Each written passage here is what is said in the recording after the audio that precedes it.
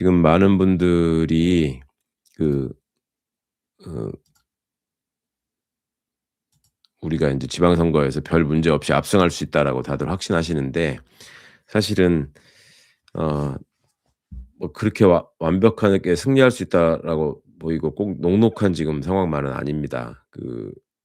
왜냐하면 그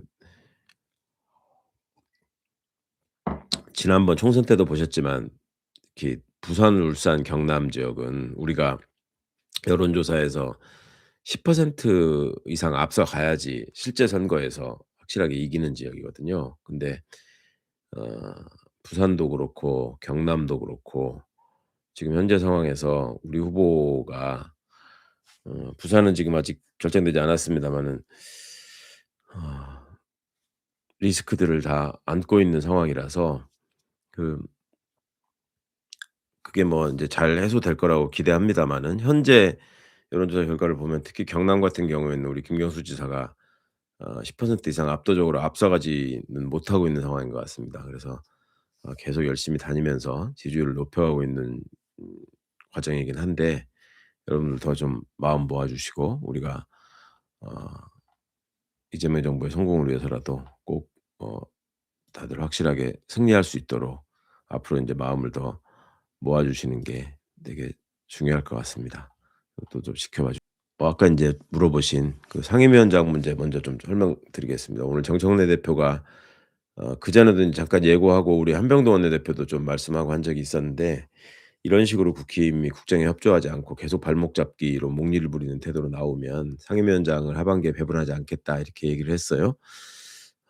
쪼끔 상세히 설명을 드리자면, 전반기, 후반기라는 말이 뭐냐면 국회가 2년 단위로 국회의장도 임기가 2 년이고 상임위원장도 2 년이고 상임위원들도 2 년입니다. 그래서 원래 국회의원들의 임기는 항상 5월 30 날부터 시작되거든요. 근데 그럼 금년에 지금 5월 30 날이 인제 한 두 달쯤 남았잖아요. 그리고 5월 30 날부터 후반기, 22대 국회의원들의 후반기 임기가 시작되는 겁니다. 그러면 그전에 소위 원구성 협상이라는 걸 하게 됩니다. 그러니까 다시 후반기 국회가 시작되게 되면 의장은 뭐 어떤 분이 하고 부의장은 어떤 분이 하고 또 상임위원장은 어떻게 되고 뭐 이런 것들을 인제 양당이 그 합의하고, 또 그 합의에 따라서 본회의의 선출 절차를 거치게 되는데, 음 많은 분들이 인제 착각하고 계시는 게,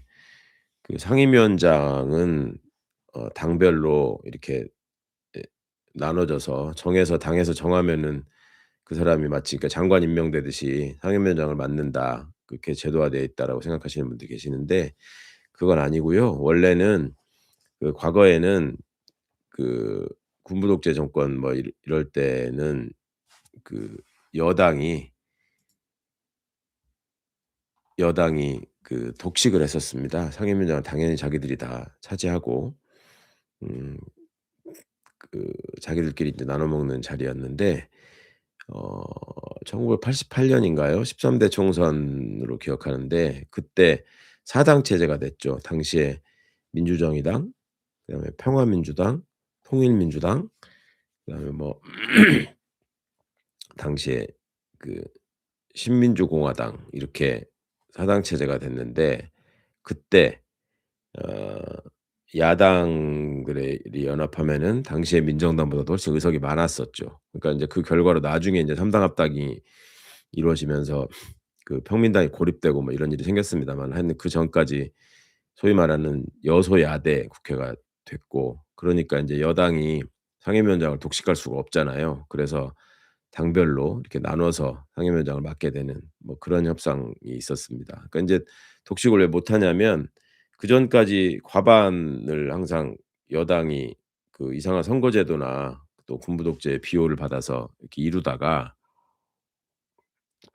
88 년도 총선에서 확실하게 인제 여소야대가 되니까 그걸 할 수가 없었던 거예요. 왜냐하면 상임위원장은 당직이 아니고 국회직이기 때문에 당에서 정해 가지고 임명하는 게 아니고, 당에서 어느 정도 협의하고 내정할 수는 있는데, 결과적으로 국회 본회의에서 선출돼야지 그게 임명이 되는 거거든요. 그러니까 과반을 차지하지 못하면 당연히 자기들 맘대로 상임위원장을 정해서 임명할 수가 없는 거죠. 그러니까 그렇게 못 했었고, 그 뒤로는 여야 간에 어느 정도 그 의석수에 따라서 좀 배분을 하자, 이런 게 쭉 이어져 온 면이 있습니다. 그런데 어 지난 21대 국회에서도 그렇고 이번에도 그렇고 어 이런 국힘류의 세력이 이 퇴행적 수구 정당이 몰락해 가는 과정에서 본인들의 어떤 무리한 요구를 관철시키는 수단으로 이 원구성 협상을 이용을 하고, 그리고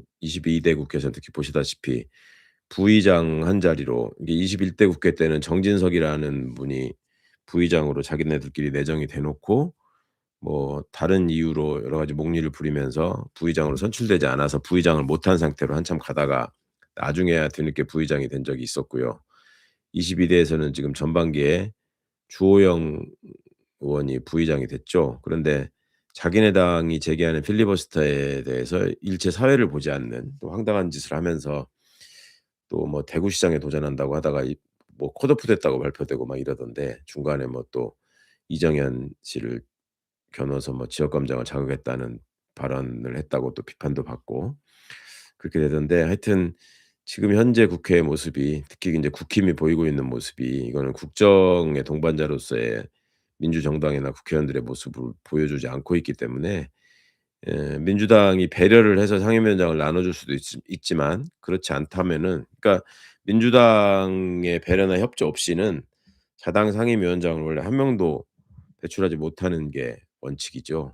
그래서 그 그런 사정들을 감안했을 때 민주당 대표가 "이런 식으로 당신들 자꾸 하면은 그 상임위원장을 배분하는 게 의미가 없다. 그래서 인제 원구성 협상에서 그걸 나누지 않겠다." 이런 얘기를 한 겁니다. 그러니까 다시 말씀드리자면, 상임위원장은 당에서 자기들끼리 마음대로 정하는 게 아니고 원래 국회 본회의에서 선출하는 거다. 그럼 선출을 하려면 다수당이 그 위원장들을 뜻을 모아서 당연히 다 선출할 수 있는 구조고요.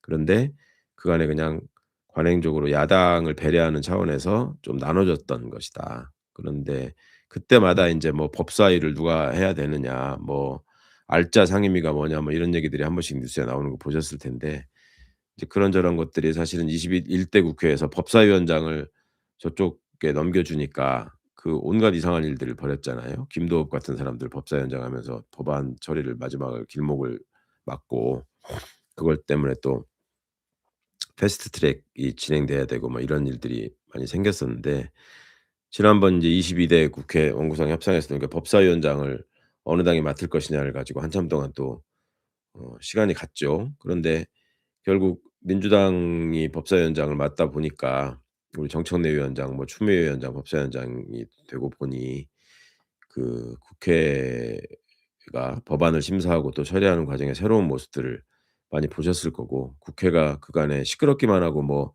제대로 되는 일이나 하는 일이 없다고 생각하셨던 분들도 그게 원인이 왜 어디에 있었는지, 또 제대로 국회가 돌아가는 모습이 법사위를 통해서 어떻게 구현되는지를 좀 22대 통해서 경험하시게 된 그런 장점도 있고 했는데, 여하튼 그런 좀 그 대통령이 늘 안타까워하고 답답하게 주문하시잖아요. 국회에서 법안 처리가 빨리빨리 되지 않아서 정부가 하는 일에 이게 속도감이 붙질 않는다, 이런 탄식을 하고 하셨는데, 뭐 그런 점들 때문에라도 상임위원장을 여당이 맡고 그거를 책임지고 입법 과정을 수행한 다음에 또 그 결과를 놓고 다음 선거 때 국민의 판단을 받고, 이게 인제 원칙적인 모습이긴 하죠. 그래서 정청래 대표도 오늘 언급을 했는데, 그 미국은 그 다수당이 항상 그 위원장을 다 점하니까 국힘이 그렇게 좋아하는 미국 방식대로 그러면 해 보자. 당신들이